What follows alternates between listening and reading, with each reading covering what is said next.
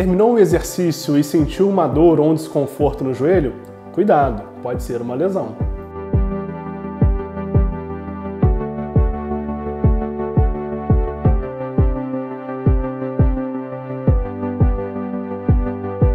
O joelho é uma das regiões do corpo mais exigidas no nosso dia a dia e também nas práticas esportivas.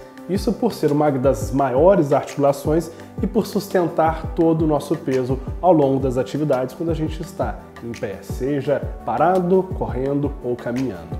E o joelho é formado por diversas estruturas, destacando-se os ossos, o fêmur, a tíbia e a patela, que é o osso que fica na região anterior, os tendões, em especial os tendões patelar e do quadríceps, e os ligamentos e meniscos, que são estruturas extra e intra-articulares que ficam mais sujeitas às lesões traumáticas. E por diversas características, sejam da anatomia do joelho ou pela carga a que ele é submetido, o joelho fica muito sujeito a lesões. E hoje eu vou falar de 4 das mais comuns relacionadas à prática esportiva.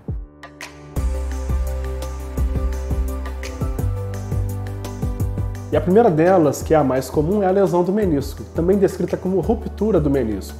Nós temos 2 meniscos, o menisco medial e o menisco lateral, e eles sofrem já naturalmente um processo de desgaste, como todas as estruturas do corpo, porém a maioria das lesões relacionadas ao esporte estão associadas a traumas, normalmente traumas torsionais em situações corriqueiras, ou em agachamentos muito abruptos em que há algum grau de sobrecarga com cisalhamento sobre o menisco. E o principal sintoma associado a uma lesão do menisco é a dor, porém é uma dor bem pontual relacionada à localização específica onde está a lesão do menisco. E existem ainda outros sintomas que podem estar associados, como a sensação de travamento, a dificuldade de dobrar ou esticar o joelho, um inchaço do joelho, ou mesmo um inchaço após atividades, porém são sintomas que nem sempre vão estar presentes. Um outro fator, às vezes, que os pacientes relatam é uma dificuldade de fazer as suas atividades como faziam antes. E como tudo que a gente vai falar sobre lesões hoje aqui, o ponto é, existe um sintoma, existe uma associação com um trauma, está limitando a sua atividade, procurar a ajuda especializada e procurar um diagnóstico preciso, para aí sim a gente poder orientar o tratamento adequado. Em segundo lugar, eu queria falar sobre as lesões do ligamento cruzado anterior, ou LCA, que muitas vezes a gente vê, que é uma ruptura de um ligamento que fica dentro do joelho, e essas lesões acontecem quase sempre associadas a movimentos de torção do joelho, em que há uma dissipação de força sobre o ligamento. Outros pacientes podem acontecer tipo de lesão com a hiperextensão, porém é um mecanismo mais infrequente. E a principal queixa desses pacientes é a de instabilidade ou de falseio do joelho. É aquele movimento que parece que o joelho sai do lugar quando ele faz alguma atividade. Para alguns pacientes em atividades corriqueiras e cotidianas, para outros apenas quando se submetem à prática esportiva, com corridas, saltos, giros e mudanças de direção. E aquele paciente que sofre então um trauma torsional, normalmente a lesão do ligamento traz um inchaço maior do joelho, que é um acúmulo de sangue no interior, que é uma hemartrose, traz mais dor e mais dificuldade na fase aguda. Então é imprescindível uma avaliação precoce e a busca pelo diagnóstico imediato.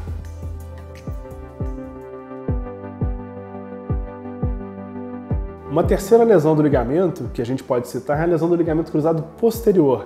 Ela é muito menos frequente do que as lesões do ligamento cruzado anterior, porém também acontece, e acontece muito na prática de alguns esportes. Porém, diferentemente das lesões do ligamento cruzado anterior, esse paciente nem sempre tem tantos sintomas de instabilidade, a não ser quando há associação, por exemplo, de lesões do ligamento colateral lateral ou colateral medial ou dos complexos cápsulo-ligamentares periféricos, que aí sim há um comprometimento da estabilidade do joelho.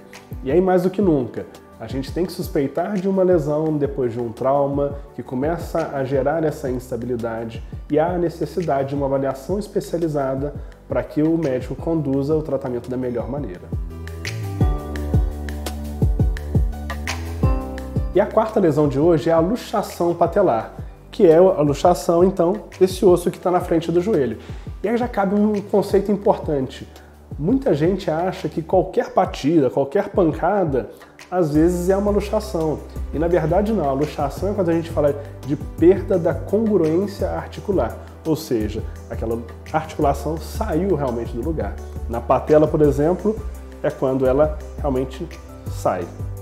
E aí, diante da luxação da patela, a gente tem que entender alguns conceitos. O primeiro deles, se é uma luxação traumática num paciente adulto, provavelmente a gente está diante de um episódio que tende a não se repetir. Agora, quando a gente está falando de uma criança, por exemplo, a chance disso se tornar uma luxação recidivante ou recorrente, aí é muito maior. Então a gente vai ter que ter um cuidado muito maior para evitar que isso venha a ser um problema ou uma limitação da prática esportiva. E muito importante, quando acontece uma luxação da patela, a gente tem que ter um cuidado muito importante com as estruturas ligamentares que dão a estabilidade da patela e também com as lesões cartilaginosas que podem acontecer quando há uma luxação. E isso é fundamental que haja uma avaliação cuidadosa, exames de imagem para confirmar ou descartar essas lesões associadas e assim proceder-se o tratamento correto. No meu blog você encontra informações como essa e também sobre outras lesões do joelho. Então se você gostou, ficou com alguma curiosidade, quer saber um pouco mais sobre cada uma dessas lesões ou mesmo sobre alguma outra, deixe o seu comentário, mande a sua pergunta e continue acompanhando o canal.